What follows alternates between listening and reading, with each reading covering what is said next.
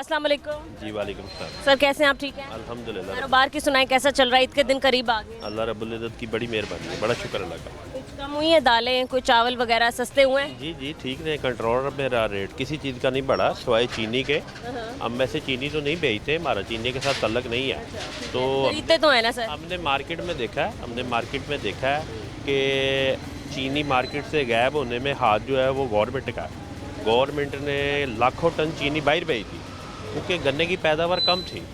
तो जितने भी वज़ीर हैं ये पहले बड़े अमीर हैं, इनको और अमीर होना है ना। तो आवाम का ये खून चूसने वाले जितने भी लोग हैं ये वानों में बैठे हुए। तो सर इसहाक डार साहब ने तो कहा है कि 160 रुपए से ज़्यादा अगर चीनी की कीमत होगी तो वो हमें बर्दाश्त नहीं है। इसहाक डार साहब खुद अगर 170 रुपये बेचे तो इधर पाबंदी लगाएं 160 रुपये बेचनी है, तो फिर इसहाक डार साहब को कौन पूछ सकता है? कोई है आपका अदारा ऐसा जो इसहाक डार साहब से बात कर सके? कोई नहीं है, क्योंकि इधर अंधा कानून है ना, इधर कोई पूछने वाला नहीं है। क्या लगता है आपको, चीनी की मुख्तलिफ कीमतें हैं हर जगह, जिस दुकानदार के पास जाएं वो कहते हैं जी कि हमें पीछे से महंगी मिल रही हैं, जो बड़े दुकानदार हैं या फिर कह लें ताजर हैं वो हमें महंगी देते हैं। ताजरों को पकड़ें तो वो कहते हैं कि जी जो मिल्स के मालिकान हैं उन्होंने महंगी दी है। अब मिल्स के मालिकान से क्या पूछें जाके? जी मैंने तो पहले बोला है कि इसहाक डार साहब से कौन पूछेगा, या वज़ीर आला साहब से कौन पूछेगा, या मियाँ बरादरान से कौन पूछेगा? जी जितने भी वज़ीर, कोई भी गवर्नमेंट हो, जितने भी वज़ीर हैं सबकी 5-5 10-10 मिले हैं। तो महंगी चीनी जब भी होती गवर्नमेंट करती है, इनको क्या ज़रूरत थी लाखों टन बाहर भेजने की? क्या ज़रूरत थी?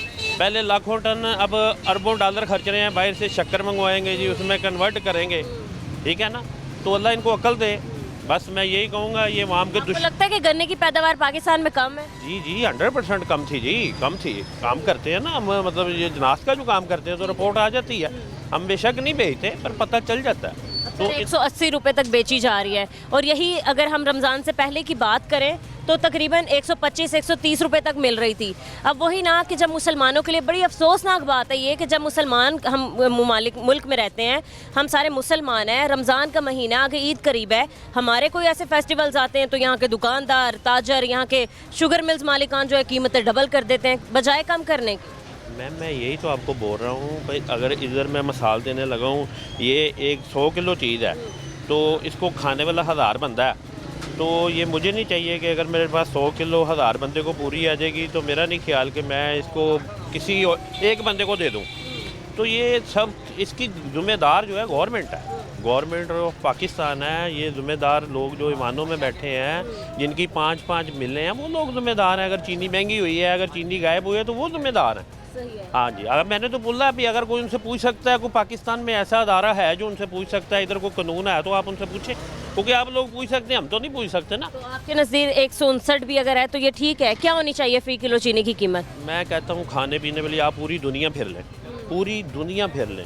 कोई बंदे का, मैं कहता हूँ आप 10,000 बंदे का इंटरव्यू लें, कोई बंदा आपको नहीं बोलेगा महंगाई है, परेशानी है, हमारे फाके पड़े हैं। इधर हर तीसरा बंदा बोलेगा एक टाइम खाई है, 2 टाइम नहीं मिली, एक टाइम खाई है, 2 टाइम नहीं मिली। क्या वजह? उनकी पॉलिसी हैं, वो माशरे हैं, वो कौम है। इधर हमको बनने ही नहीं देते, ये कुछ भी करने देते ही नहीं कुछ भी। अगर कोई इधर है कोई बंदा तो मुझे बताएं आप, किसी भी मैं गवर्नमेंट ने एक दफ़ा दावा किया, मतलब अब की बार के सहूलत बाज़ार में हम लोग दे रहे हैं, मतलब हम वहाँ भी गए, हमने मुख्तलिफ ये मॉडल कार्ड बाज़ार का भी विज़िट किया, वहाँ भी 130 रुपये तो नहीं मिल रही सर। मैम सब जलील करने के बहाने हैं, सब जलील करने के बहाने। ख़वातीन लंबी लंबी कतारों में लगी हुई हैं। मैं कहता हूँ कि इससे बड़ी जलालत क्या है कि 2 किलो चीनी लेनी है तो हमारी माएँ, हमारी बहनें, हमारे बुज़ुर्ग जलीलो ख्वार हो रहे हैं। इससे बड़ी इस कौम की रुसवाई क्या होगी, और इससे बड़ी इस गवर्नमेंट की क्या रुसवाई होगी? जितनी भी आती हैं सारी ऐसी हैं, ये सारी ऐसी हैं। कोई भी गवर्नमेंट हो, मैं किसी पार्टी का बंदा नहीं, किसी का नुमाइंदा नहीं। सर ये FBR है, FI है, इनका काम है कि कंट्रोल करें चीज़ों को, अगर नहीं पकड़ा जाता तो। वो इनसे जोरावर नहीं है ना, ये जोरावर होते हैं उधर जिधर कानून हो। तो जिधर जंगल का कानून हो, पूछने वाला कोई ना हो, उसका क्या करेंगे आप? उसका क्या करेंगे? मैं ठीक है, देने लगा हूँ, मैं हाकम हूँ।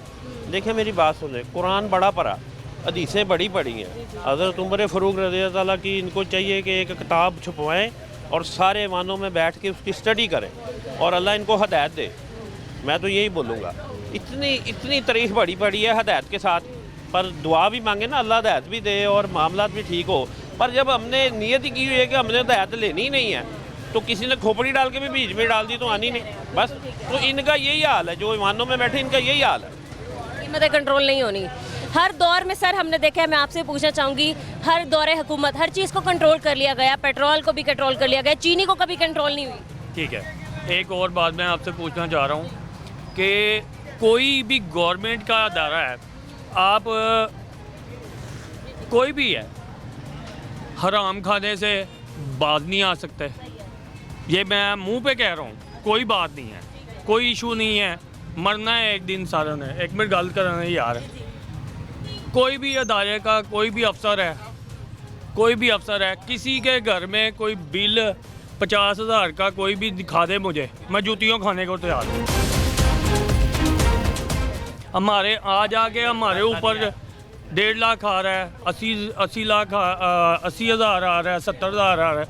कोई भी है अदारा, कोई भी है ना, खाने से बात नहीं आती।